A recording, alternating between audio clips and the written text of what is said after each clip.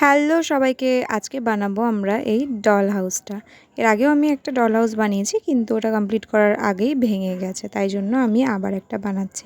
তার জন্য আমি কার্ডবোর্ডগুলো আগে থেকেই কেটে নিয়েছি। আমি ডল হাউসটা বানানো প্রায় 2 মাস আগে শুরু করেছিলাম, কিন্তু একটা সময় পরে আমি আর কমপ্লিট করিনি। তারপরে আবার এখন নিয়ে বসেছি। কার্ডবোর্ডগুলো আমি যেই মাপে কেটেছি সেগুলো আমি স্ক্রিনে দিয়ে দিচ্ছি।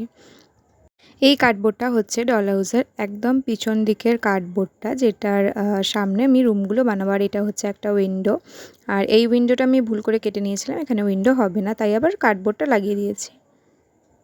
এবার এই কার্ডবোর্ডের পিসগুলোকে আমি পেপার দিয়ে কভার করব। এই পেপারগুলো আমি নিজেই বানিয়েছি। A4 সাইজের শিটের ওপর আমি কালার পেন্সিল দিয়ে এই প্যাটার্নগুলো বানিয়ে নিয়েছি।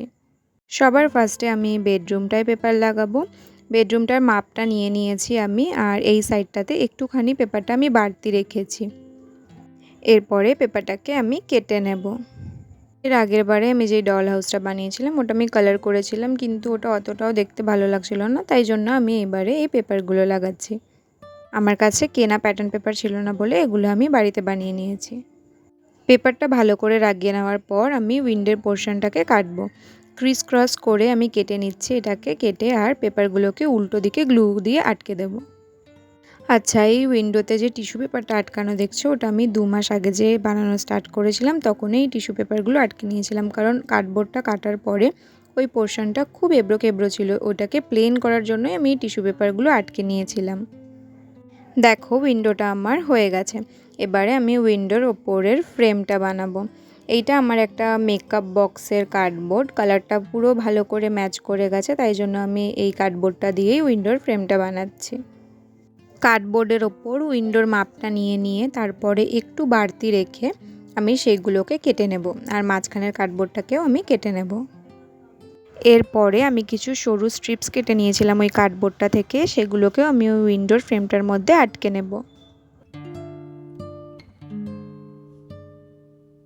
উইন্ডোর ফ্রেমটা রেডি হয়ে গেছে। এবার একটা গ্লু দিয়ে এটাকে আমি উইন্ডোটার ওপর আটকে দেবো। এখানে আমি B7000 গ্লুটা ইউজ করছি। আমি পেপার আটকানো ছাড়া আর বাকি সব কিছু আটকানোর জন্য B7000 গ্লুটাই ইউজ করেছি। এরপর উইন্ডোর মাঝখানে আমি সরু দুটো স্ট্রিপস ভার্টিক্যালি আর হরাইজন্টালি আটকে দেব। দেখো, উইন্ডোটা আমার হয়ে গেছে। এরপরে এটা হচ্ছে বেডরুমের আরও একটা দেওয়াল, এর মাপগুলো আমি স্ক্রিনে দিয়ে দিয়েছি। এটাতেও একটা উইন্ডো আমি বানিয়েছি, এটাকেও আমি সেম পেপার দিয়ে আটকে নেব। আর পেপারটা একটু আমি বাড়তি রেখেছি সাইডের পোর্শনটা কভার করার জন্য। এর মধ্যেও যে উইন্ডোটা আছে ওটাকেও আমি সেমভাবেই কেটে নেব।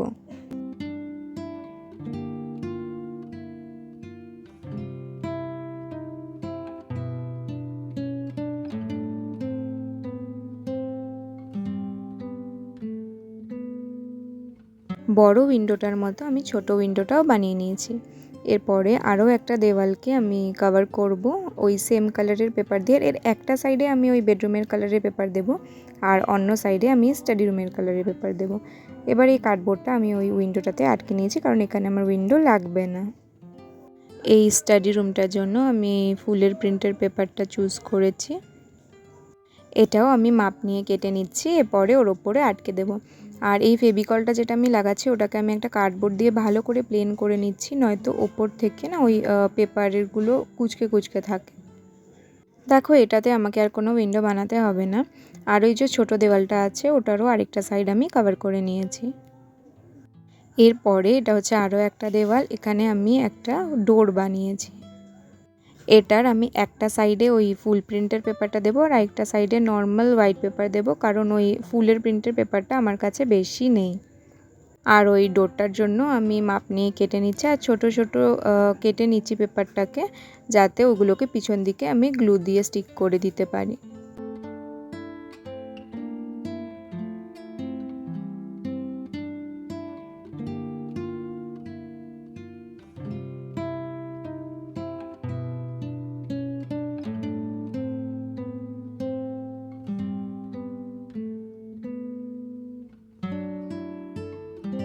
দেখো, এই দেওয়ালটা আমার হয়ে গেছে পেপার লাগানো। এরপরে আমি আরও একটা দেওয়াল বানিয়েছি, যেটা হচ্ছে স্টাডি রুম আর ব্যালকনির মাঝখানে থাকবে।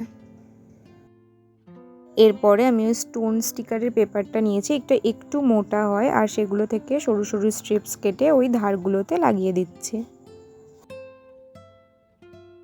এরপরে আমি দরজার ফ্রেমটা বানাবো। ওর জন্য আমি একটা কার্ডবোর্ড নিয়েছি, এর মধ্যে দরজার মাপটা এঁকে নিয়ে তার সাইডে একটু বাড়তি রেখে ড্র করে নিয়েছি। এবার আমি এটাকে কেটে নেব। এরকম আমি 4টে কার্ডবোর্ড কেটে নিয়েছি। এবার এগুলোকে আমি B7000 গ্লু দিয়ে আটকে দিচ্ছি।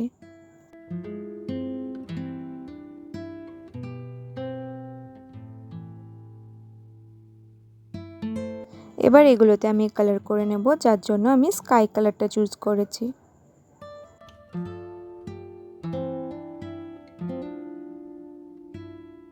এরপরে আমি ওই রুম আর স্টাডি রুমের মাঝখানে যে দেওয়ালটা ছিল সেটা খুব ফাঁকা ফাঁকা লাগছিল, তাই জন্য আমি ওর মধ্যে একটু প্যাটার্ন ড্র করে নিয়েছি। আমি ওই ব্যালকনির দেওয়ালটার মধ্যেও প্যাটার্ন করব ভেবেছিলাম, কিন্তু তারপরে করিনি। ফার্স্ট ফ্লোরের সব ওয়ালগুলোই আমার কভার করা হয়ে গেছে। এবার আমি ফার্স্ট ফ্লোরের ফ্লোরটাকে কভার করব। এটাকে আমি হোয়াইট ওয়ালপেপার দিয়ে কভার করব। এই ফ্লোরটার মাঝখানে যে বক্স কাটটা করা রয়েছে সেটা সিঁড়ির জন্য আমি কেটেছি। এর একটা সাইডে আমি নর্মাল হোয়াইট পেপার লাগাবো যেটা নিচের দিকে থাকবে, আর একটা সাইডে আমি হোয়াইট ওয়ালপেপার লাগাবো যেটা উপর দিকে থাকবে। আসলে আমার কাছে ওয়ালপেপার বেশি নেই যে সবকটা কভার হয়ে যাব, শুধু উপরের দিকগুলোই আমি ওয়ালপেপার দিচ্ছি, কারণ ওই দিকটা বেশিটা দেখা যাবে।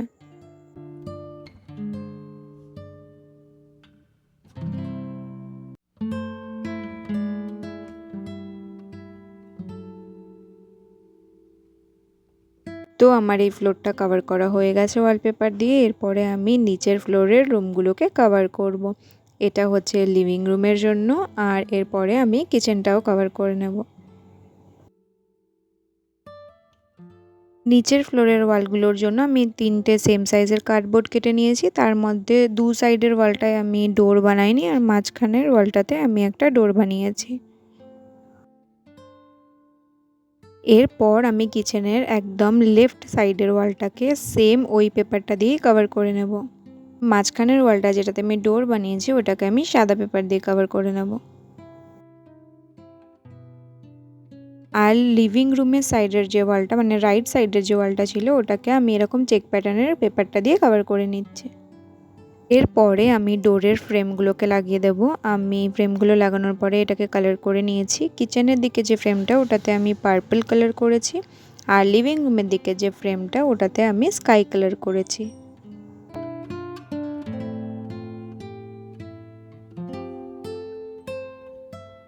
এই ফ্লোরের নিচের ওয়ালগুলোর ধারেও আমি সেই পাতলা কার্ডবোর্ডটা লাগিয়ে নিচ্ছি। এবার নিচের যে ফ্লোরটা আছে সেটাকে আমি পেপার দিয়ে কভার করব। এইটা আর উপরের ফ্লোরটা সেম সাইজের।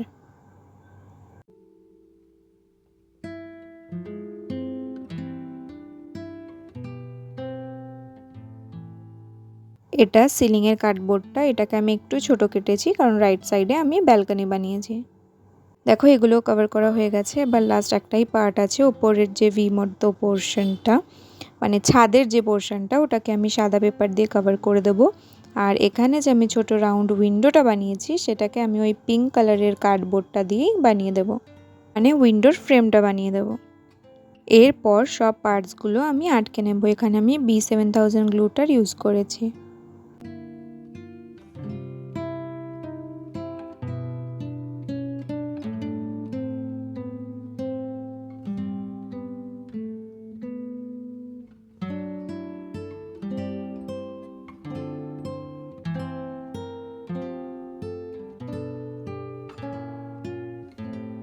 এগুলো ছাদের কার্ডবোর্ডটা, এটাকে আমি কোনো পেপার দিয়ে কভার করিনি কারণ এগুলোর ওপর আরও কার্ডবোর্ড লাগিয়ে আমি সেটাকে কালার করব। এবার আমি সিঁড়িটা করে নেব। সিঁড়ি বানানোর জন্য আমি সিঁড়ির স্টেপগুলো কেটে নিয়েছি।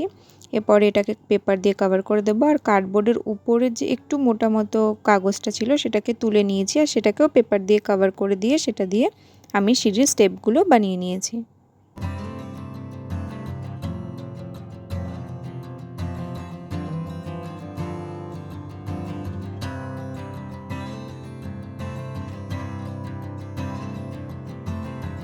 এরপর ছাদটা বানাবো। কার্ডবোর্ডের ওপরের পেপারটা তুলে নিয়ে আমি সাইজ মতো করে কেটে নিয়েছি, আর মাঝখানে দুটো কার্ডবোর্ডকেও আলাদা করে নিয়েছি যাতে একটু পাতলা হয়ে যায়। পরে এই কার্ডবোর্ডগুলোকে আমি ছাদের মধ্যে আটকে দেব।